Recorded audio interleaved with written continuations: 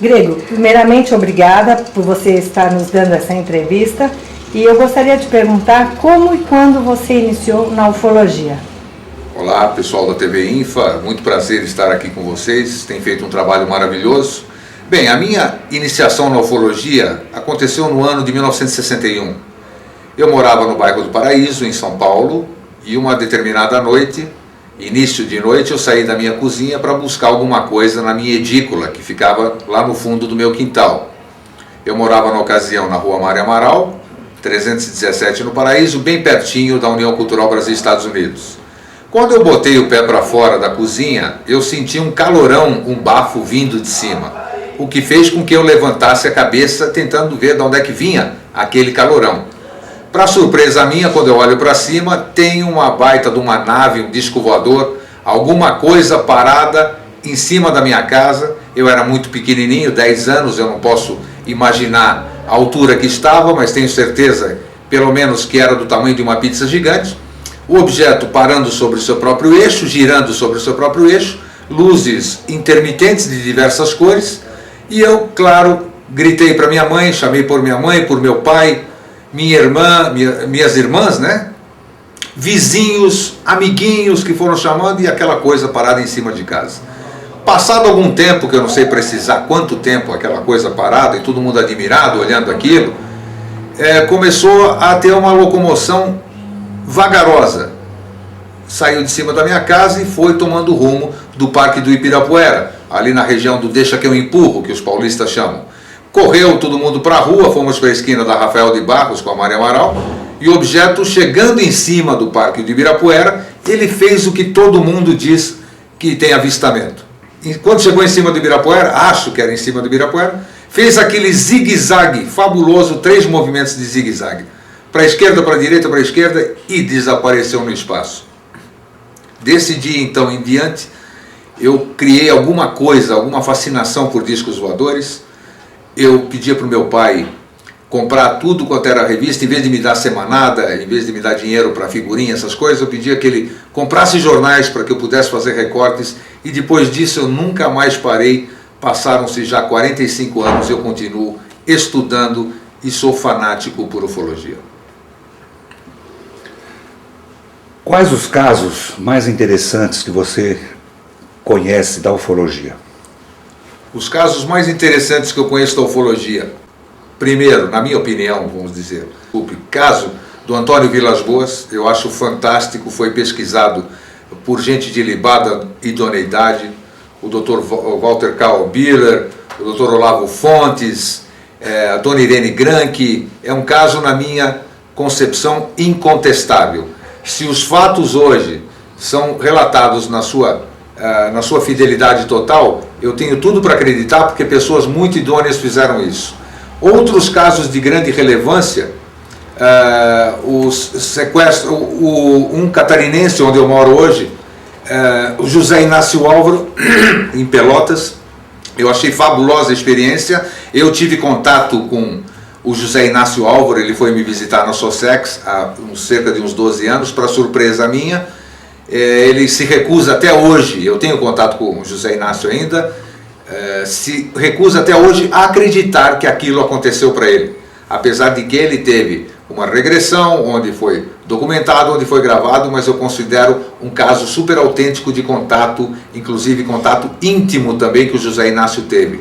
E mais recentemente, que eu acho dos clássicos aqui, para eu me lembrar, maio de 86, a grande noite dos OVNIs, incontestável pelas testemunhas, vocês já viram aqui na própria TV Infa, o coronel Osíris, né? Osíris Silva falando sobre isso, documentado em radares, documentado em todos os lugares. Eu considero, na minha concepção agora, em cima desta pergunta, eu considero 3 grandes clássicos da ufologia brasileira. Eu não quero falar de exterior, porque interessa o que acontece aqui no Brasil.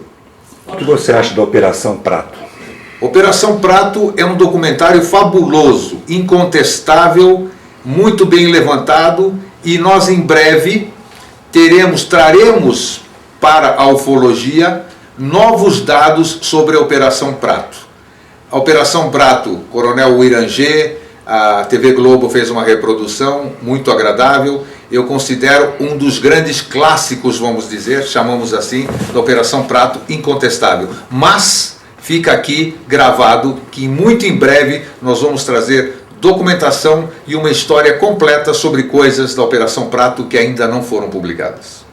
Grego, eu gostaria de saber qual a sua opinião pessoal sobre o caso Varginha. O caso Varginha, a minha opinião pessoal é a seguinte: incontestável que aconteceu algo em Varginha. Incontestável que foram capturados 2 seres em Varginha. O que são esses seres? O amigo Birajara coaduna com a minha opinião, ou eu coaduno com a dele. Não se provou até hoje que os seres que foram capturados fossem extraterrestres. Ficou famoso o caso como ET de Varginha. Não considero que tenham sido ETs até prova ao contrário. Quem sabe um dia a gente possa ter. Aconteceu, Varginha? Aconteceu. Nós estivemos presentes em Varginha recentemente e pudemos, eu não fui um dos pesquisadores da época, outros pesquisadores graduados estiveram lá, mas eu posso afirmar que a cidade de Varginha em si, porque muita gente diz que Varginha fez isso para se promover. Eu não acredito nesta questão, porque eu tenho testemunhas ao longo desses anos que se passaram, de 96 até agora, são 11 anos, conversei com muitos repórteres, muita gente que cobriu, muitas pessoas que moravam lá, muitas pessoas que estavam de passagem, e todas elas foram unânimes em dizer que houve uma grande movimentação de militares, grande movimentação de aviões de outras origens, não origem extraterrestre, estou falando aqui de outras nações que estiveram aqui, totalmente atípicas para estarem naquela região. Aconteceu algo em Varginha? Aconteceu. Minha opinião pessoal, não sei se são extraterrestres. E a minha outra opinião para finalizar, daqui a pouco, em alguns anos, nós vamos estar comemorando 100 anos de caso Roswell e 50 anos de caso Varginha. Quais os casos que você pesquisou pessoalmente, Grego? Eu tenho inúmeros casos pesquisados pessoalmente. Os mais importantes, principalmente. Os mais importantes eu não levei a público. Não levei a público porque eu passei muito tempo, como eu coloco no site da Sossex, fazendo pesquisa independente, até quando, há cerca de 15 anos atrás, eu entrei para o cenário, participando de congressos, participando de revistas, de grupos ufológicos e tal. Eu tive um caso mais importante, assim vamos dizer, nessa nova fase, foi o do João da Mata, em Joaçaba, quando a TV Barriga Verde mandou me chamar. Um empresário da região, conhecidíssimo, saindo do seu trabalho à noite, quando vai pegar o seu carro, sai dirigindo para Florianópolis, para Joaçaba, ele vê uma nave, um disco voador, segundo ele dizendo, pousado no meio da estrada que levava até a casa dele. De lá do local de trabalho até em casa, 5 minutos de carro próximo. Ele vê aquela coisa parada, de noite, ele tira uma arma que ele carrega no bolso para tentar fazer com que aquela coisa se afaste. Só que a arma ele tenta atirar, não se atira, não consegue atirar. Ele percebe então que aquilo começa a soltar uma luz e ele agarra na maçaneta do carro porque ele começa a flutuar. Depois disso, ele só lembra que aquela coisa levantou, saiu voando e ele volta para casa. Quando ele volta para casa, percebe que passaram-se 40 minutos. Na ocasião, fui chamado para lá, fomos entrevistar, fomos os primeiros a chegar em Joaçaba, conversar com o João da Mata, uma pessoa muito conhecida, reiterando, e o João não sabia o que tinha acontecido. O João tinha um lapso de tempo, nós íamos fazer, ele se dispôs a fazer, ele dizia para nós que teve a sensação de que perdeu algo, que ele não era mais o mesmo, que havia perdido algo. Só que depois entraram outros grupos de pesquisa, o Carlos Alberto Machado de Curitiba também pesquisou o João da Mata, foi lá, mas depois entraram outros grupos, ou pseudogrupos ufológicos, que começaram a induzir o João da Mata a fazer um tipo de ufologia que a gente não faz, a ufologia comercial, querendo induzi-lo a produzir alguma coisa e que ele pudesse vender. Outro caso de alta relevância, também em Florianópolis, uma senhora vendo eu documentar numa entrevista na TV RBS, que é da Globo local, ela me procurou contando um fato acontecido na região do Monte Verde, um bairro de Florianópolis, numa determinada noite de 1986. Ela foi se deitar e o marido ficou na sala vendo o Fantástico. Quando ela foi se deitar, deitada na cama, vê uma baita luz na janela dela, ela se levanta, vai ver a luz, abre a janela e tem uma nave que, segundo ela, no medo dela, tinha cerca de 15 metros de diâmetro. Por que tinha 15 metros de diâmetro? Porque quando ela me contou, veio me contar pessoalmente, nós mensuramos o tamanho da rua para ela me dizer mais ou menos o tamanho. Era um verde oliva, uma coisa que me chamou a atenção até hoje, que eu nunca vi, nem registro, pelo menos nos meus estudos, uma nave verde oliva com as suas escotilhas, com esse tamanho, parada do lado da janela dela. O Monte Verde é uma espécie de vale lá em Florianópolis. Chamou o marido, gritando pelo marido, antes de desmaiar. O marido chega, houve tempo hábil, inclusive, do marido ver a nave se afastando. Depois disso, essa senhora começou a ter muitas visões, começou a sonhar com seres, trabalhava com advogado, nunca gostou de ufologia, não era louca e nem nada, e começou a ter muitos contatos, inclusive, em certa ocasião, na rua do centro de Florianópolis, na rua Felipe Schmidt, foi tomar um sorvete, lembra-se de ter sentado no banquinho para degustar o sorvete e voltou a si com a casquinha na mão 4 horas depois, em pleno centro de Florianópolis, na rua central. Estes casos são os mais relevantes que eu pesquisei hoje, na atualidade. No passado, da década de 70, pesquisei muitos casos de abdução, de luzes, de boitatá, mãe do ouro, tanto aqui como no Piauí, de pessoas na região de Goiás, na região do Mato Grosso, que eu estive também, interior de São Paulo, mas nunca trouxemos a público isso. Aproveitando, digo, é de conhecimento público, posso afirmar, assim como o nosso amigo Claudeir afirma que 97% dos casos são truques e falhas de interpretação, eu afirmo com toda certeza e com toda convicção de que apenas 1% da casuística ufológica brasileira chega a público, seja por notícias de jornal, seja por revista, seja por televisão. Muitas pessoas sérias se omitem em levar a público suas experiências pessoais e autorizam apenas o compartilhamento com ufólogos, não autorizando inclusive que a gente leve para a mídia. O que você acha sobre o caso Hermínio e Bianca, tua opinião? Hermínio e Bianca, eu acredito que seja um caso autêntico que aconteceu, e posso dizer isso apesar de ter estudado por cima, vamos dizer, acompanhei na época, no tempo do Flávio Cavalcante, toda aquela mise-en-scène, vamos dizer. Mais tarde eu tive a oportunidade de conversar com o próprio Hermínio. A Bianca eu nunca tive a oportunidade de conversar pessoalmente. Acredito que aconteceu, que eles tiveram realmente, eu já vi fotografias tiradas por ufólogos na época, inclusive um ufólogo bastante graduado, um dos ufólogos mais antigos do Brasil, mais sérios, né? Alberto Francisco do Carmo, que pesquisou e tem documentação vasta sobre isso. Que aconteceu, aconteceu. Tem as fotografias, inclusive, dos clarões, quando foram em cima do Carmanguia, que os dois se portavam. Depois, eu não sei como chamam, não é? Seria a síndrome do contatado. Aí começou-se a se fazer as fantasias, que eu chamo, né?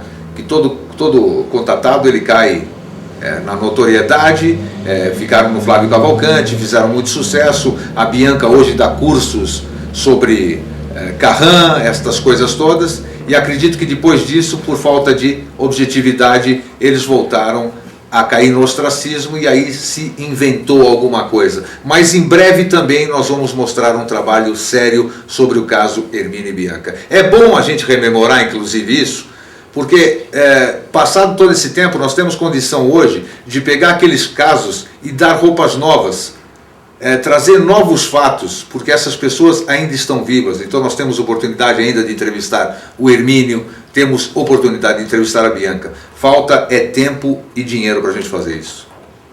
Grego, o que você teria a me dizer sobre o caso de Onilson Pátero? O Nilson Pátero eu estava vendo até há pouco, até antes da gente ver, antes de eu vir aqui para São Paulo, eu considero um caso, a princípio, fidedigno.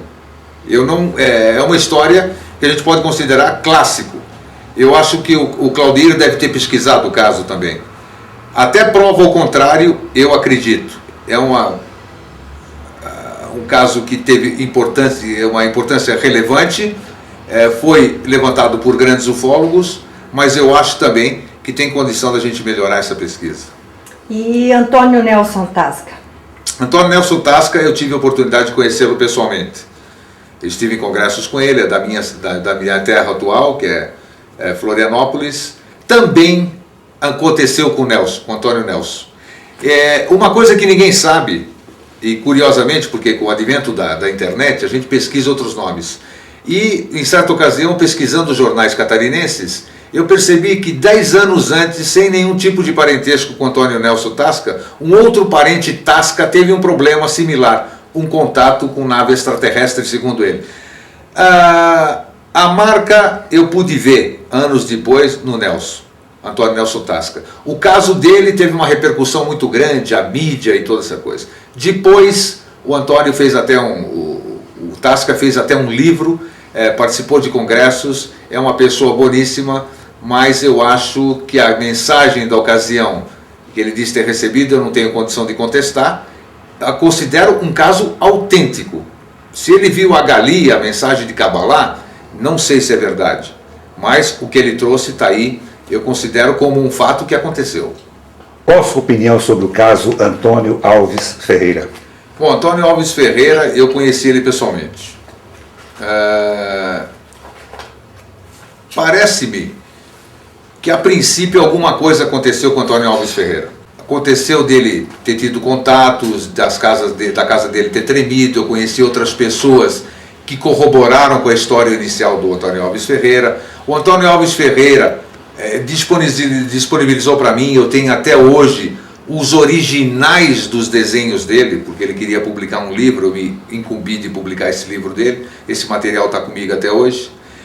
Inclusive, outro fato que ele disse que ter adquirido poderes paranormais, algumas coisas ele conseguia fazer, inclusive teria até desenvolvido o poder de entortar talheres e tudo mais. Acontece que começou a circular também uma fita do Antônio Alves Ferreira, falando sobre um eventual contato com extraterrestre que ele teria gravado. Uma fita que está aí, muita gente deve ter, onde eles falam, eu não lembro o nome do extraterrestre amigo dele, e é uma fita de voz metálica, onde ele fala também que ele está dentro de um disco voador, você ouve um galo cantar, eu tenho essa fita, um galo cantar, e ele falando com os extraterrestres na linguagem deles.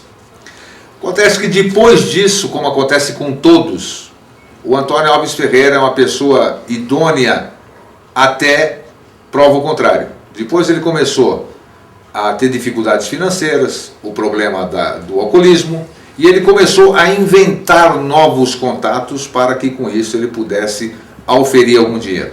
Eu questiono algumas questões de contato extraterrestre, principalmente se ele desenvolveu poderes paranormais. Todos sabem, quem conhece o caso, sabe que o Antônio Alves Ferreira, ele tem problemas, ele anda de muleta, que ele tem um defeito na perna. Então, se o extraterrestre ele tem a capacidade de me dar poderes num contato, por que ele não tem poderes de me curar? Como nós temos casos dentro da ufologia, eu não me recordo o nome agora, de um senhor de avançada idade que num contato extraterrestre, numa luz que aconteceu, começou a nascer a dentição dele totalmente nova. Então são coisas que eu questiono. O começo foi verdadeiro, alguma coisa aconteceu. Todo mundo já corroborou com isso. Agora depois eu já não autentico mais nada. Grego, Antônio Carlos Ferreira de Mirassol. Este caso eu conheço superficialmente, mas eu tenho certeza também que é um caso autêntico. Eu não posso falar muito porque eu não conheço ele em profundidade, mas considero um caso autêntico. E o caso Barra da Tijuca? Você me colocou numa fria. O caso Barra da Tijuca. Nós temos muitos elementos, apesar de eu saber que o Claudeir desenvolveu um trabalho onde ele esteve em loco. O Claudeir pode falar porque ele esteve lá fazendo as suas análises. Ninguém pode falar de um caso se não esteve no local.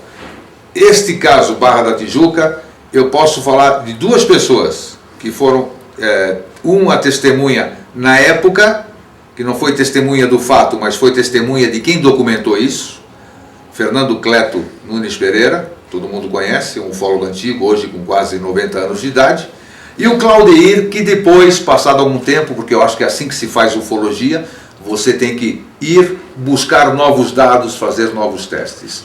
Fica-se hoje o questionamento. Caso Barra da Tijuca, Ed Kefel e o Martins. Foi verdade? Foi não? Tem gente que jura, de pé junto, sobre a idoneidade dos dois jornalistas.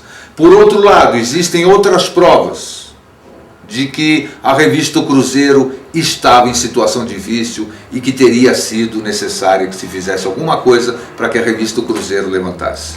Eu acho ainda, respeitando ambas as partes, a pesquisa que foi feita no passado, com a pesquisa que foi feita no presente, que nós traremos à luz, estamos tentando inclusive conseguir, para ajudar na pesquisa, não para colocar um ufólogo contra o outro, porque nós aqui, ufólogos mais antigos, nós não brigamos entre nós para desmistificarmos ou corroborarmos ou assinarmos embaixo de algum caso. Nós buscamos é trazer a verdade à tona, isso que é fazer ufologia séria. Eu, a princípio, tenho todos os dados, cartas e uma série de outras coisas, inclusive filhos que estão vivos do Martins, se eu não me engano. Está vivo e diz que o pai dele jamais faria isso. Pode ser. Por outro lado, o Claudeir vai para lá, na Barra da Tijuca, faz o seu posicionamento solar, tem todos os dados técnicos da refratação de luz, essas coisas técnicas que eu não entendo, mas que o Claudeir entende porque é um engenheiro graduado para isso. A questão fica, o caso aconteceu, não aconteceu? Eu acredito em ambas as questões, eu acredito na verdade, que ela vem à tona. Se não for verdadeiro, paciência, desmistifica-se uma coisa sem denegrir ninguém. Ambos já se foram, as testemunhas lá, o Ed Kefel e o Martins, e também tenho que respeitar o trabalho do ufólogo mais renomado do Brasil, Claudeir Covo.